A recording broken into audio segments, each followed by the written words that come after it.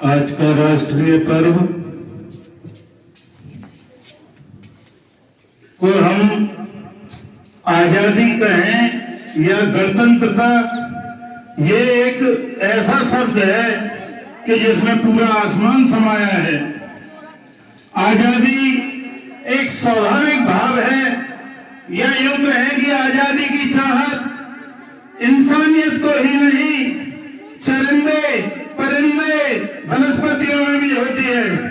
सदियों से भारत अंग्रेजों की दास्तान में गिरफ्तार था, उनके अत्याचारों से जन परेशान था और अंग्रेजों से यूं कहता था कि कागज की कश्ती से पार जाने की न सोच, कागज की कश्ती से पार जाने की न सोच, चलते हुए तूफानों को हाथ में लाने की न सोच। ये दुनिया बड़ी बेदर्द है, इससे खिलवाड़ न कर। जहां तक मुंसिफ हो ऐ बेटे से हुक्मरानों, यहाँ से भाग जाने की सोच, यहाँ से भाग जाने की सोच। उसी फिजा में बेचैन भारत में आजादी का पहला बिगुल 1857 में भेजा, मगर किसी कारणों से हम गुलामी के बंधन से मुक्त नहीं हो सके। वास्तव में आजादी का संघर्ष तो तब अधिक हो गया जब बाल गंगाधर तिलक ने कहा था कि स्वतंत्रता हमारा जन्मसिद्ध अधिकार है। दुनिया के सबसे बड़े लोकतंत्र भारत में आज आजादी का जश्न और गणतंत्र दिवस मनाया जा रहा है। 1947 में जो हमें शहीदों के बलिदान के बदले में आजादी मिली थी, जिसमें यह कहा गया था कि हम देश आजाद है, देश का हर नागरिक आजादी की सांस लेगा और गोरे अंग्रेजों के जुल्म का अंत होगा।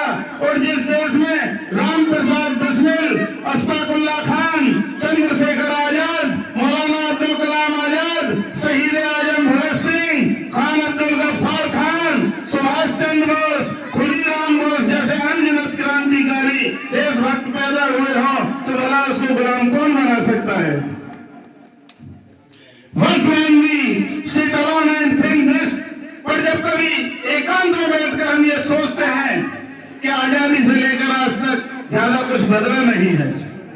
कहने को तो आजादी मिले बरसों बरस हो गए और गोरे अंग्रेज भी काफी वर्षों पहले देश छोड़कर चले गए। हम भी दुनिया के सामने सबसे बड़े लोकतंत्र का तमगा लिए घूम रहे हैं। People are really strong and democracy। लोकतंत्र में वाकई में लोग मजबूत हैं और फोर्स्ड या फिर मजबूर हैं। We also need to understand this। ये भी हमें समझने की जरूरत है। आज भी लोग अपने अधिकारों की भीख मांगते हैं, जिंदगी में बहुत सारी सरकारी सुविधाओं को तरसते हैं। देश का 80% आबादी गरीबी रेखा के करीब रहती है। जब देश को आजादी मिली, आजादी मिलने से पहले देशवासियों ने, देश के नौजवानों ने, हिंदू मुसलमानों ने, अंग्रेजी हुक्मरानों से, देशवासियों ने, देश के नौजवानों ने जब भारतीय संविधान के बारे में अपने कारवां को आगे बढ़ाया, तो भारतीय संविधान के कारवां को आगे बढ़ाने में यही नहीं बढ़ गया था।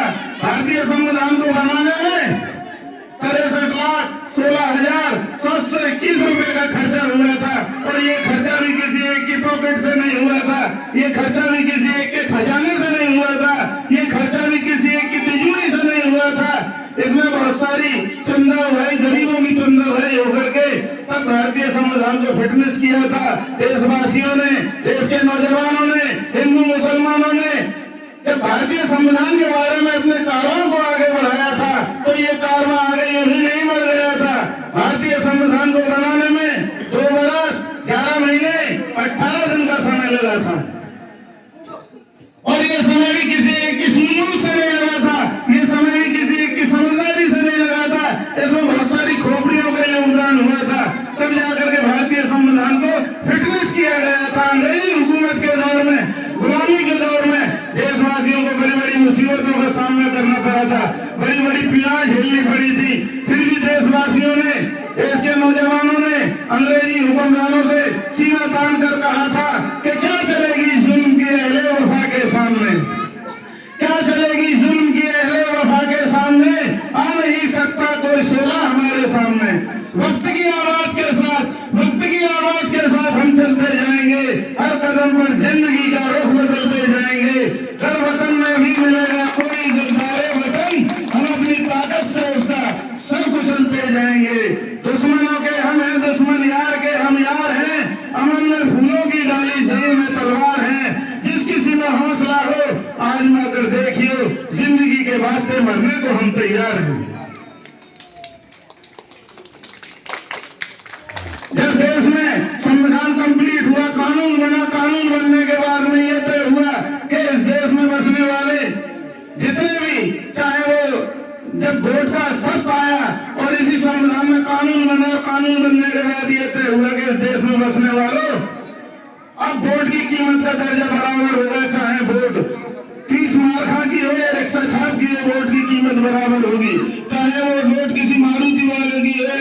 वाले की वोट की कीमत बराबर होगी, चाहे वो वोट फकीर की हो या बादशाह की हो, वोट की कीमत बराबर होगी।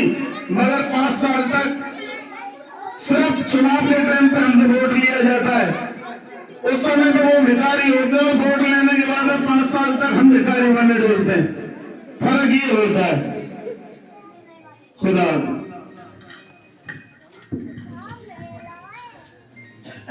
आदरणीय गिरामी, माशाअल्लाह हमारे तमाम मुअस्सिस मेहमानान किराम ने अपनी बातों से और अपनी नसीहतों से हमें नवाजा। आइए एक नज़्म पेश करने के लिए मैं सानिया को दावत देता हूँ, वो आए और अपनी नज़्म सब पेश करें।